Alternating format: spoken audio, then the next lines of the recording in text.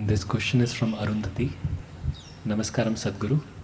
You were speaking against belief system yesterday, but someone who believes in a particular God may have a wonderful experience of life because of that belief. How is this any different from someone experiencing life wonderfully because of a deity created as a yantra?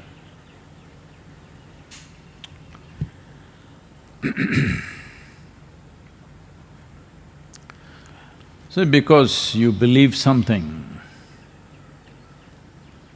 when you believe something, it brings you lot of confidence. That's the reason why we believe. Well, we started with believing God. These days it's become fashionable to say, I believe in myself. I don't know what that means. How can you believe in yourself? No, I believe in myself. All you're trying to do is confidence-boosting exercise. Confidence is a dangerous damn thing. Most stupid things in the world are done because somebody is confident without any clarity about it.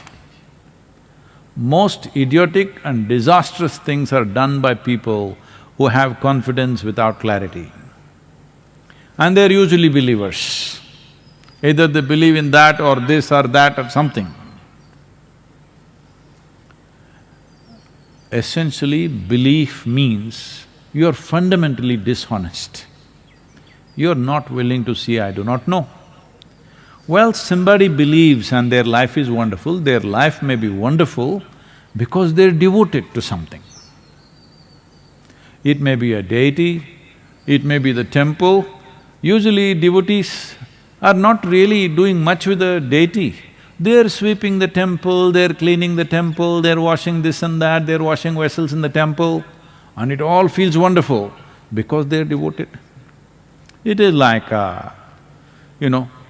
someone has a child, little baby, oh, they're so devoted to this little child. Everything is beautiful, changing the diaper is beautiful, wiping the shit is beautiful, everything is beautiful. Yes, it is. Not because shit is beautiful, simply because you're devoted. That's why everything is feeling beautiful. That is the nature of devotion. Whether it's a child or a temple or a god or a deity or a tree, it doesn't matter what. If you are devoted, your devotion will make everything beautiful because devotion is the sweetest emotion you can nurture within yourself. When your emotion is so sweet, what does it matter? You ate well, you did not eat well, you slept well, you did not sleep well, nothing matters. Everything is beautiful. This is the power of devotion. So with belief system, if you're trying to build devotion, fine, but devotion is just one step. There is no need to create another intermediate step because that intermediate step can be hugely misleading. When you believe, you become right, others become wrong. A devotee never thinks like that. A devotee is never right. He knows he doesn't know a damn thing, but he just knows I'm devoted, that's all. And that is the power of devotion, that you transcend all the limitations of your own logic simply with the power of devotion, and life becomes extraordinarily beautiful. It is not that you know a thing, you may not know a thing, but it doesn't matter because the power of devotion is beyond the power of knowledge. It is. So that is not coming from your belief system, that is because your heart has melted for something. Doesn't matter what it is. It may be a child, it may be a husband, it may be a wife, it may be a tree, it may be a cause, it may be anything. But you're devoted to something. And it is best that you devote yourself to something which doesn't change much shape and form. See, you just got married, you were very devoted, but after 3 days, because what you devoted yourself to and this creature are two different things. So that is why it is best to devote yourself to a deity unchanging. Yes, it's a fantastic tool, I'm not making a joke out of it. It's a fantastic tool because it fixes one significant dimension of who you are, that is your emotion.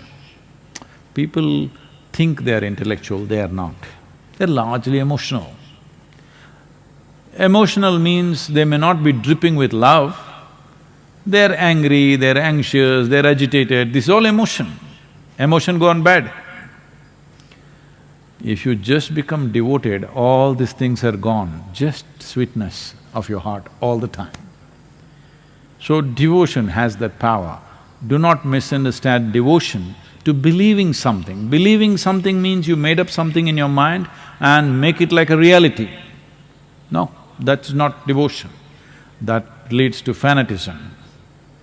What is the difference? There is a big difference. One happens in your head, another happens in the level of your emotion.